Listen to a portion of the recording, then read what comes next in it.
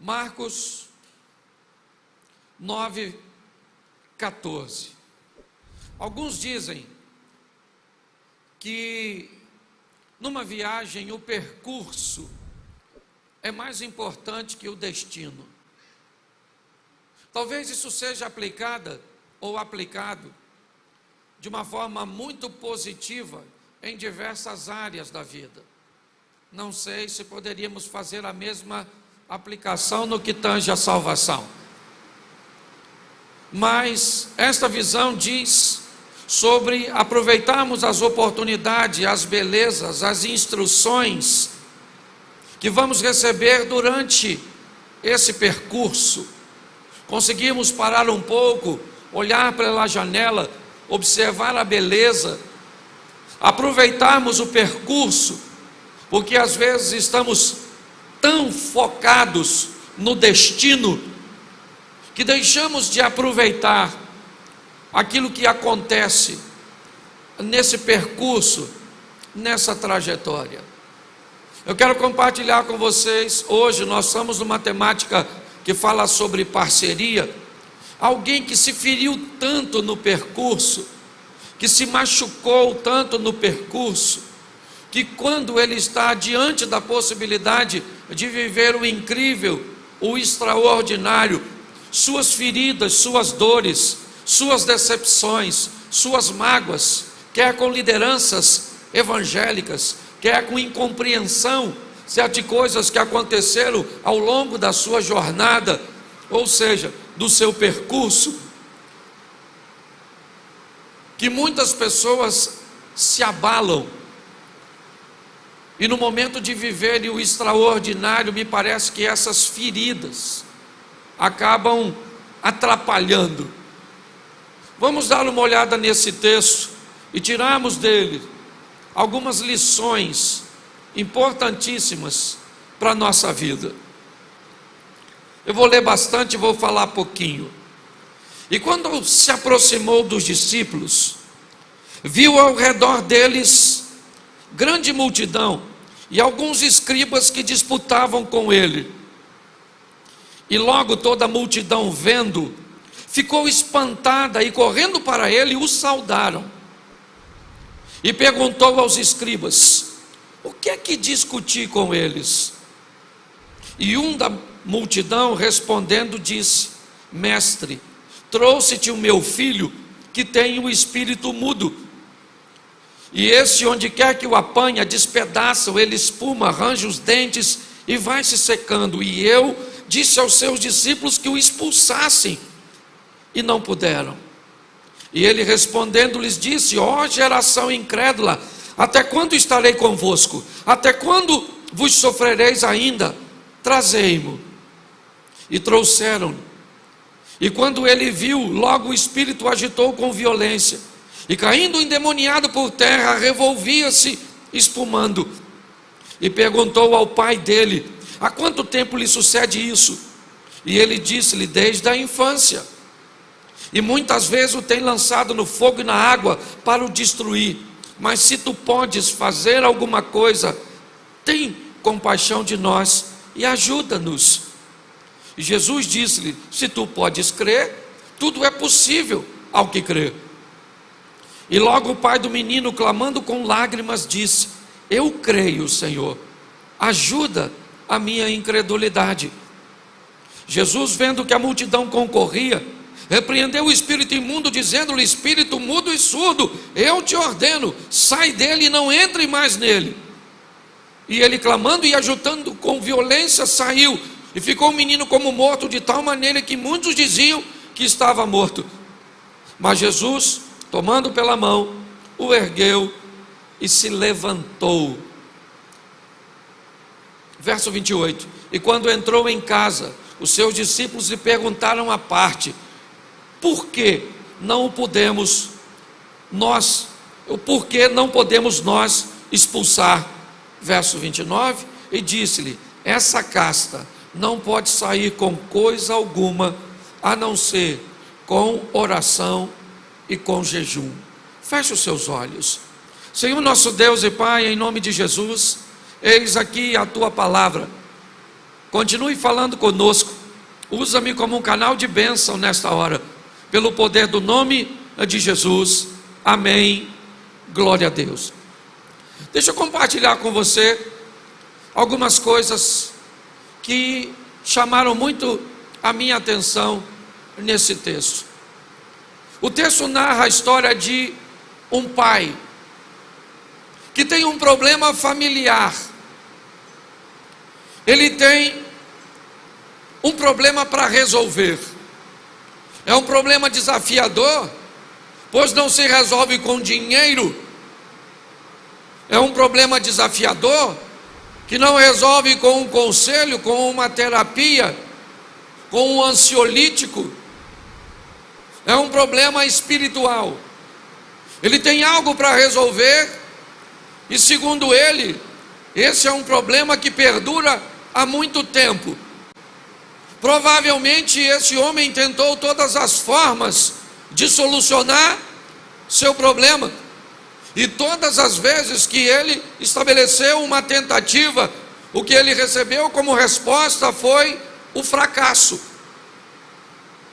A história deste homem não se distancia de nós, dependendo do ângulo que gostaríamos ou que queremos posicionar a nossa vida ou o nosso percurso. Eu não sei se você anda buscando e tentando ao longo da sua vida uma resposta positiva em relação aos seus negócios, ao seu posicionamento financeiro. Eu não sei se você vem tentando e se esforçando há muito tempo para resolver questões matrimoniais. Eu não sei se você vem tentando há muito tempo com a educação, com o encaminhamento de seus filhos. Eu não sei há quanto tempo você vem tentando buscar um espaço ministerial, se encontrar a nível de ministério. Eu sei que este homem há muito tempo vem tentando resolver a sua situação, e todas as vezes que ele tenta, a resposta é negativa. O que ele tem é o fracasso como final. Apesar de seus esforços, de sua tentativa, de todo o afinco, de toda a dedicação, e por que não dizer, de muita fé, de acreditar que vai acontecer, mas nada acontece. E o que esse homem faz é ouvir que existe alguém que pode resolver seu problema. Existe alguém que anda passando por suas terras, por seus bairros, por onde ele mora e por cidades periféricas à sua residência. Alguém que pode fazer por ele o que ninguém nunca fez. Este homem está buscando uma solução o tempo inteiro da sua vida, e o que ele obtém como resposta é sempre fracasso. É sempre retornando. É aquela história: eu nadei e acabei morrendo na praia.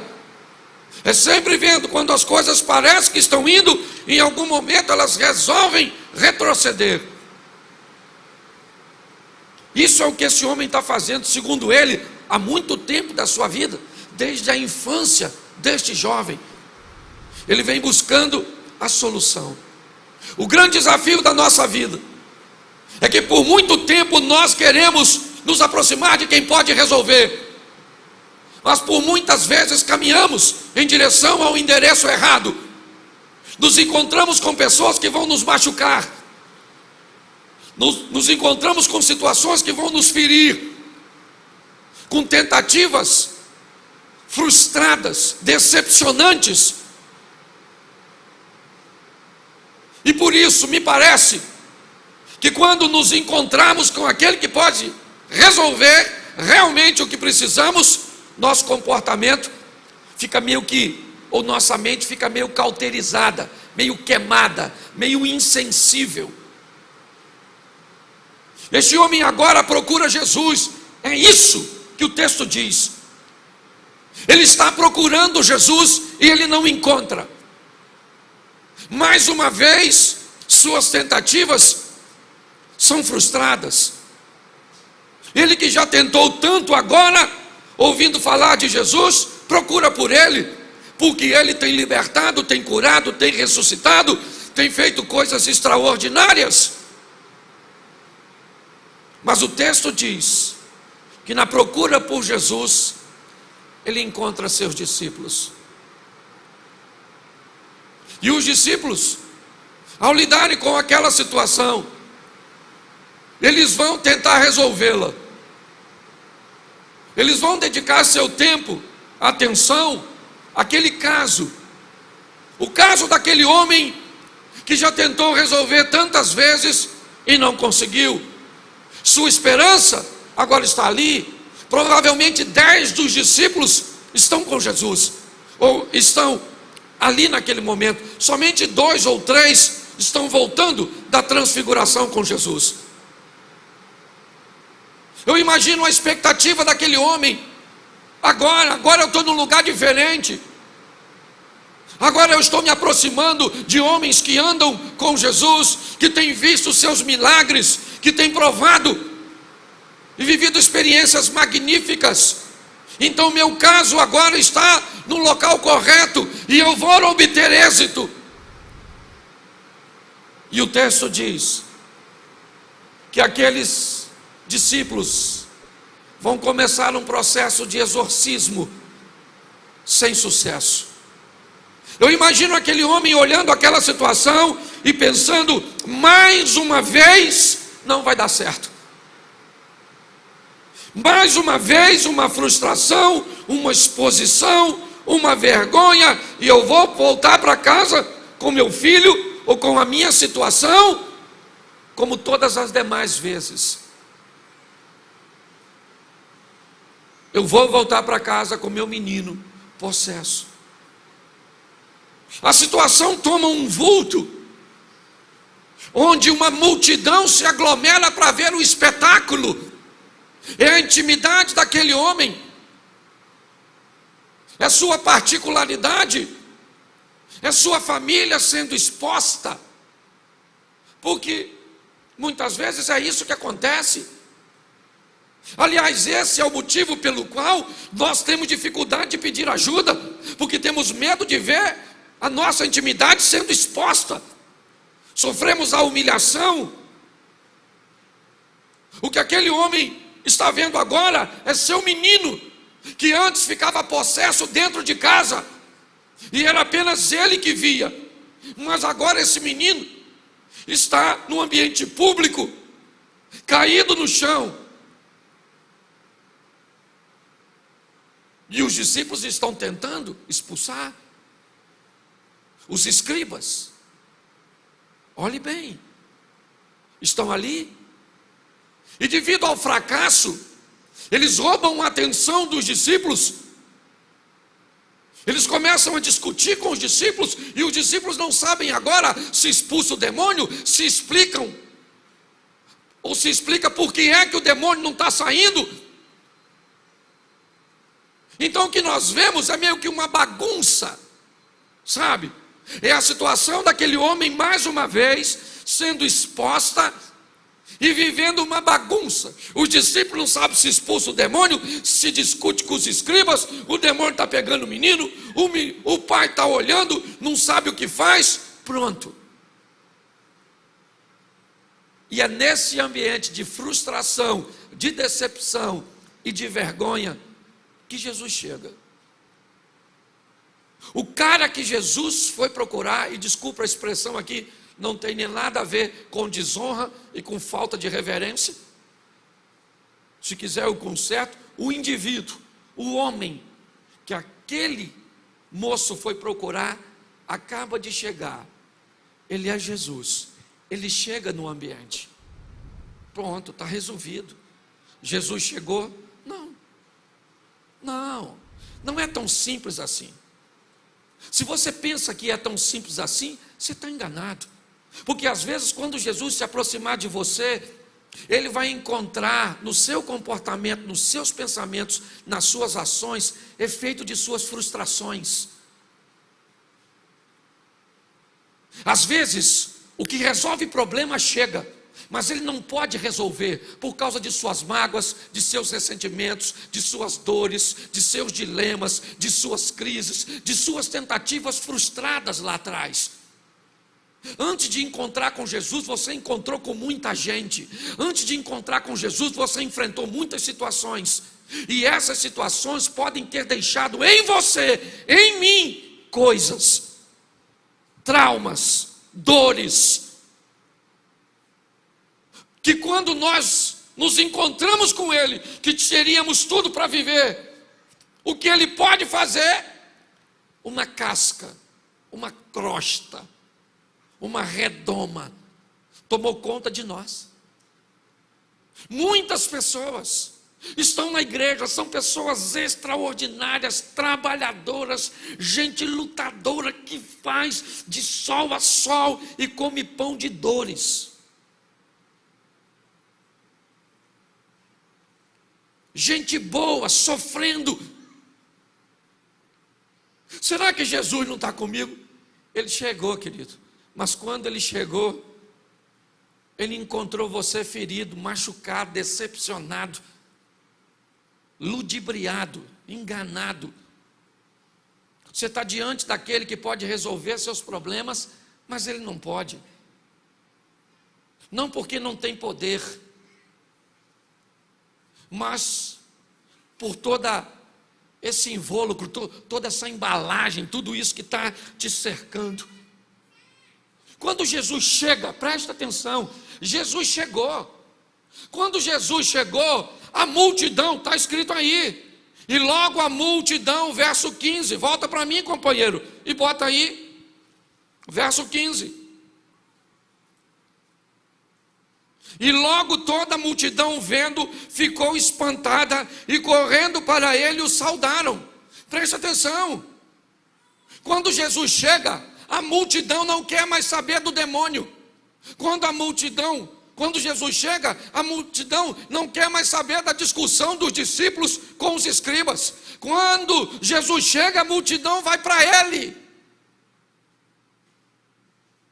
Mas os discípulos continuam sob pressão. Os escribas estão discutindo. E Jesus entra para defender os seus. E não olha para a multidão e diz para os escribas: o que é que vocês estão discutindo com a minha turma? Qual é o problema de vocês? É um ambiente extraordinário. Jesus agora está envolto numa multidão. Tem escribas, tem discípulos e tem multidão. Olhe bem, é um prato cheio para ele. É uma boa oportunidade para fazer, no mínimo, 4 classes voltarem para casa com experiências extraordinárias. Os discípulos que voltam com dúvidas que serão esclarecidas em casa. O pai que volta para casa com um menino que fora possesso, mas que agora está liberto para sempre. Os escribas que vão aprender uma grande lição, e a multidão que vai ter visto algo extraordinário. O que eu quero que você entenda aqui é que muitas vezes o nosso problema, ele acontece, ele é gerado para que o nome do Senhor seja glorificado através de nossa vida. Para que pessoas voltem para casa contando experiências que viram acontecer na nossa vida, na nossa família, na nossa história, nos nossos negócios, na nossa igreja.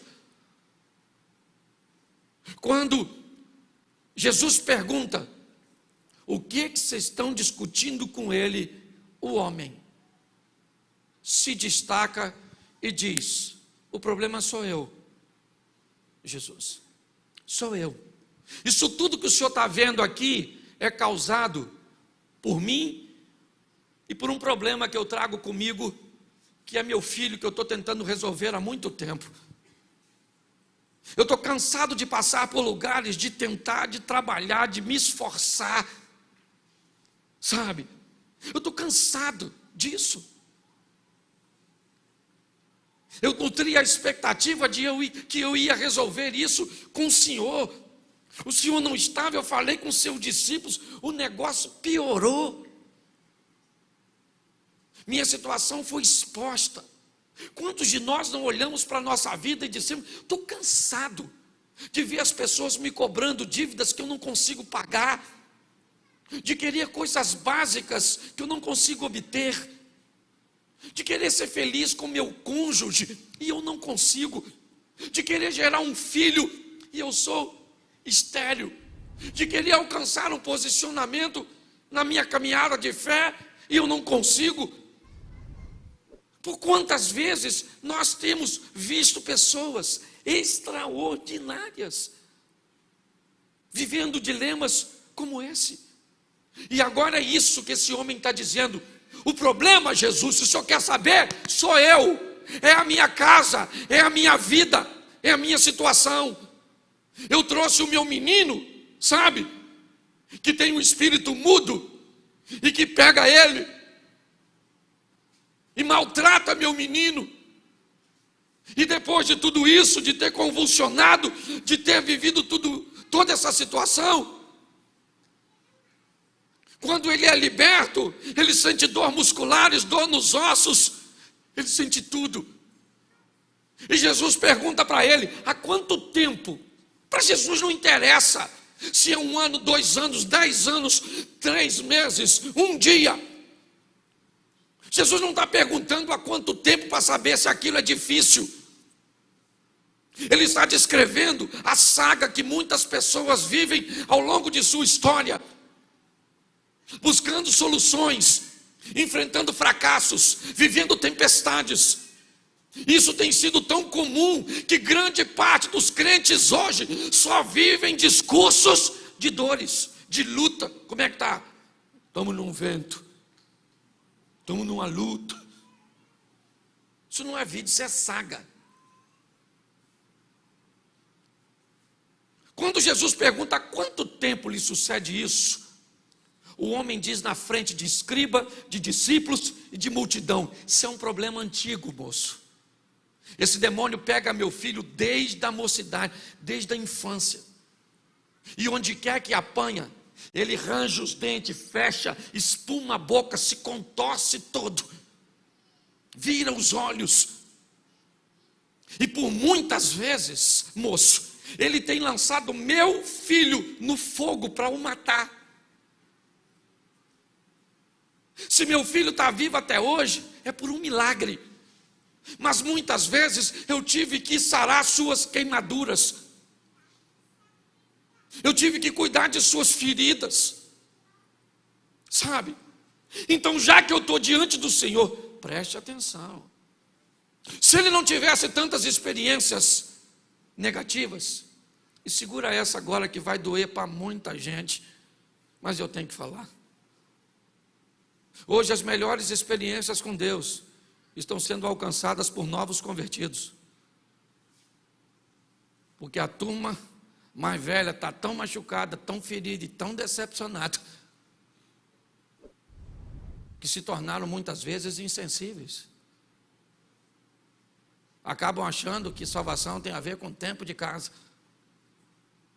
com o tempo que eu sirvo a Deus. Preste atenção. Esse homem agora está diante de Jesus, falando dos seus fatos, de seus dilemas. E ele diz para Jesus o seguinte,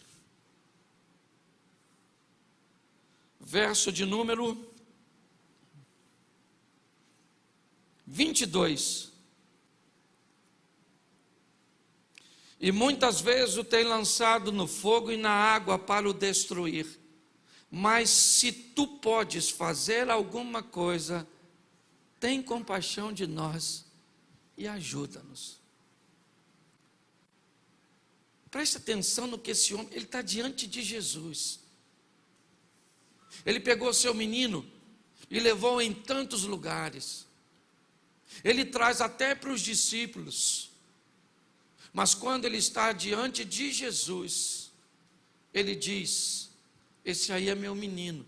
Se o Senhor puder, olhe bem, se o Senhor puder fazer alguma coisa por nós, porque eu já não estou acreditando mais em nada. Eu estou cansado pra caramba, cara. Sabe? Eu estou vivendo num ambiente onde eu entendo poucas coisas. Ou estou num ambiente onde parece que o mal está vencendo. Onde as coisas viraram de cabeça para baixo. Não dá para entender. Ele está diante de Jesus, conversando com, finalmente, ele está diante do único que pode resolver sua situação. E quando ele chega lá, suas cascas, aquela cobertura, que as traições, que as decepções, que os descasos, que as crises, que as humilhações, é ela que sobressai. Sabe? Se o Senhor pode, se tu podes fazer alguma coisa, ajuda-nos. E Jesus vai dizer algo para ele sensacional, segundo o nosso tema mensal. Verso 23. Jesus disse-lhe: se tu podes crer, preciso de água, por favor.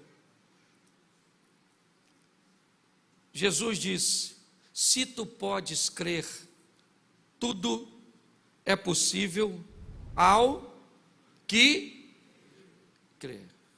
Obrigado, irmão.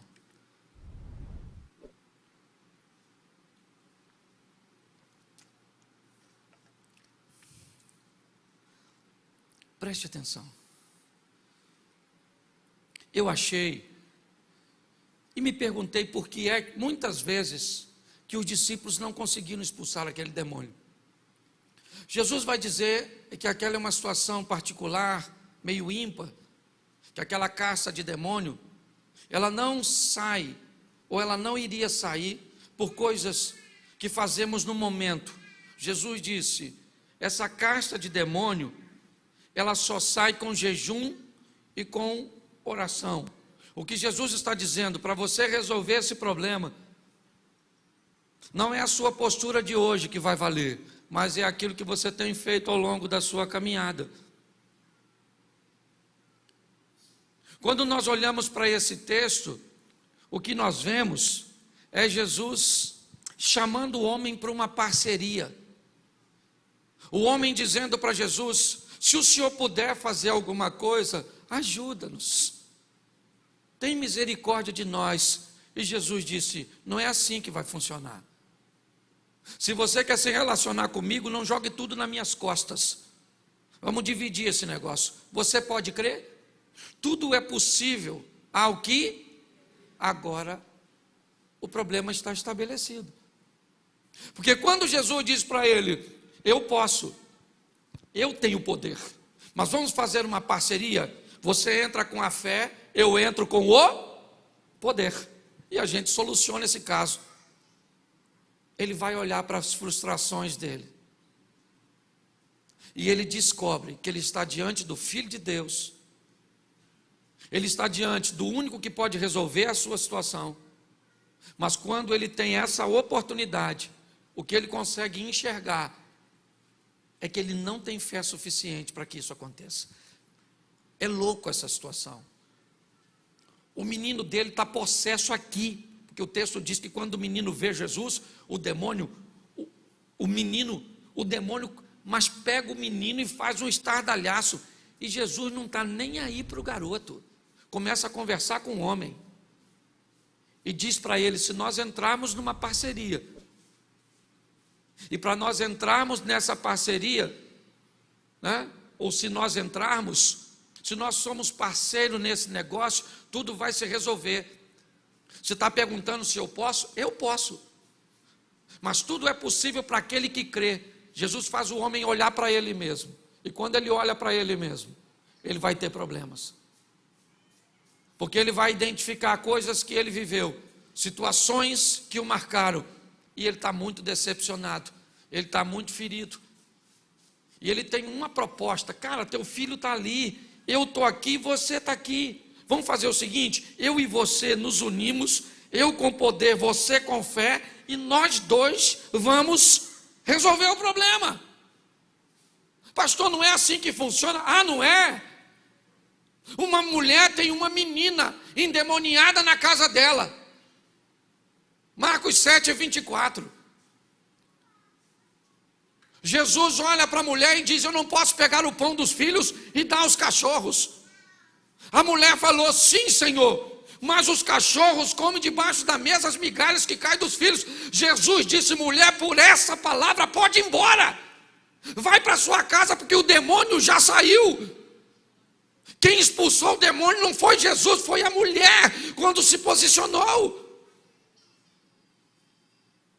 O nosso posicionamento faz toda a diferença. Nós precisamos tomar posse da responsabilidade que temos para consertar a nossa vida,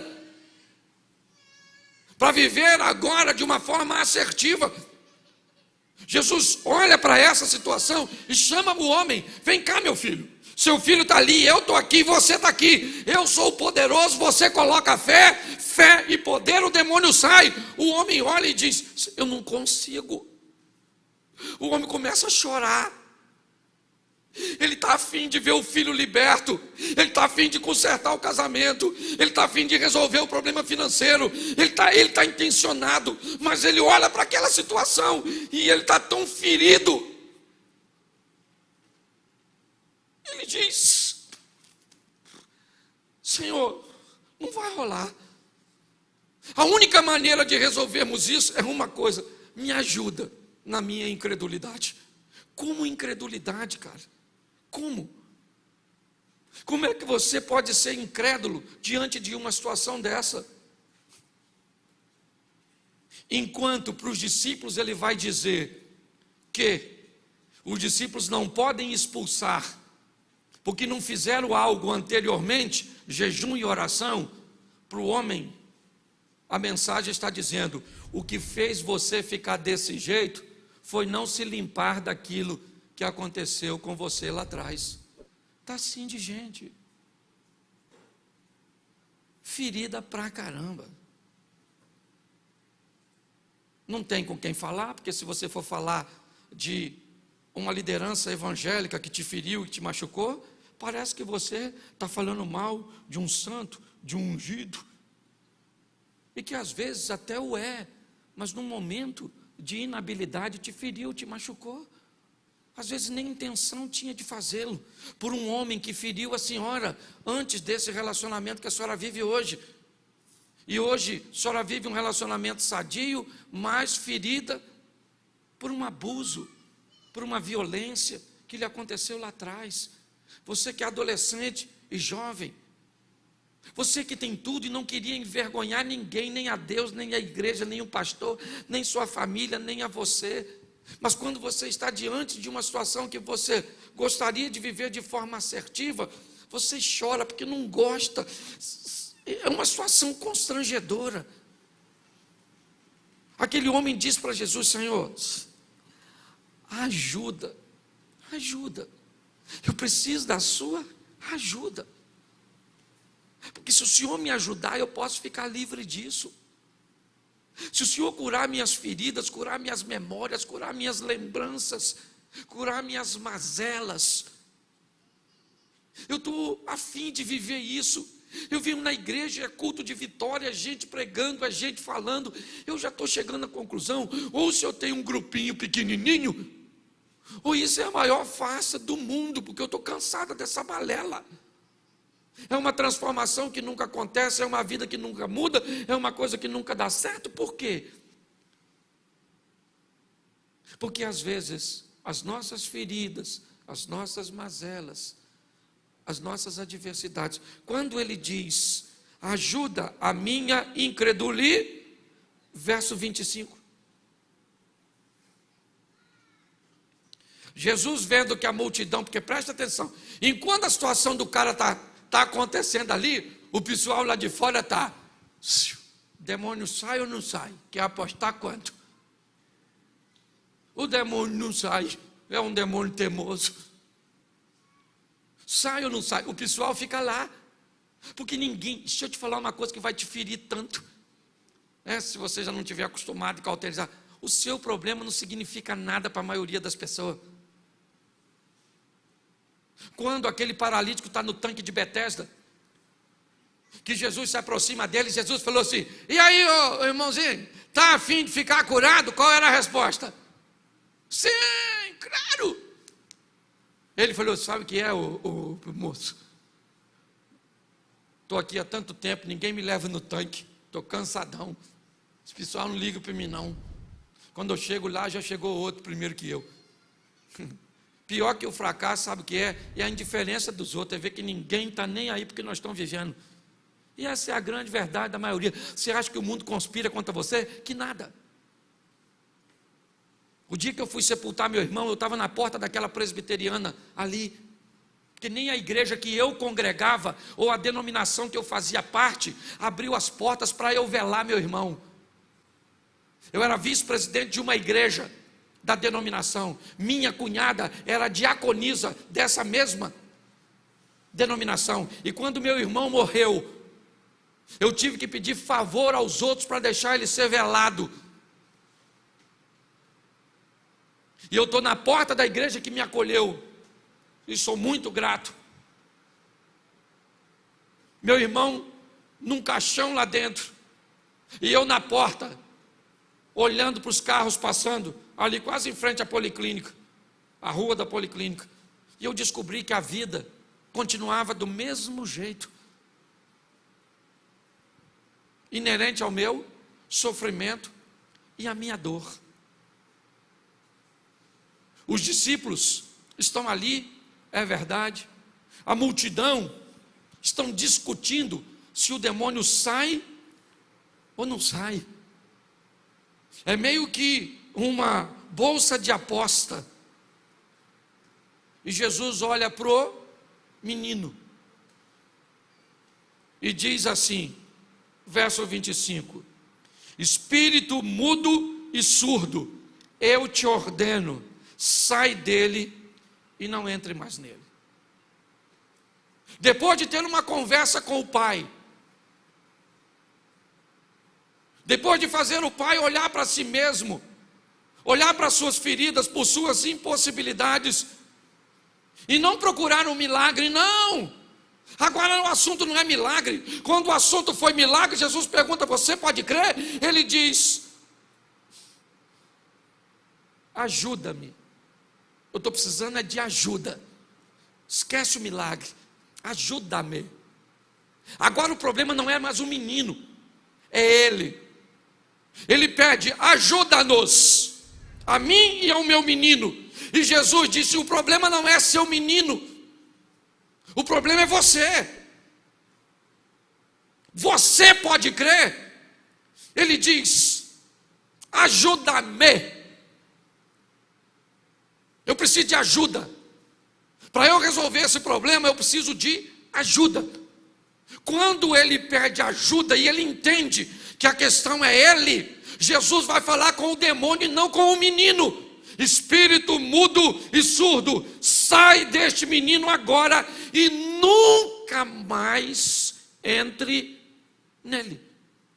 Nesse momento, o demônio saiu e o menino ficou quietinho. O que o pessoal falou? Morreu. Ó, o garoto morreu. Agora o demônio não entra mais mesmo, que o menino está morto. E Jesus pega o menino e devolve ao pai, para que ele fosse para casa. Não do jeito que chegou. Aliás, o menino foi para casa sem o demônio e o pai foi para casa sem as mágoas. Pasmem vocês, a maior parte das pessoas que não vivem a história que a Bíblia diz que pode acontecer entre nós e Deus, são por nossas experiências anteriores. Salomé acaba de dançar para Herodes no dia de seu aniversário. Herodes, olha para Salomé e diz: minha filha, você dançou tão bem que agora você pode me pedir o que você quiser que lhe será dada, até a metade do meu reino. Nós estamos falando de Herodes o Grande. É uma oportunidade ímpar de ganhar a metade de todos os bens de Herodes. Mas Salomé pede instrução a uma mulher ferida, magoada, decepcionada por seu passado, Herodias. E Herodias diz para Salomé: filha, não pede a metade do reino, pede a cabeça do João Batista. Eu imagino a Herodias, a Salomé falando: mãe, acorda, mãe, metade do reino, bolsa, sapato, perfume, cabeça do João, o que nós vamos fazer? Porque a mágoa faz você abrir mão de coisas extraordinárias por vingança.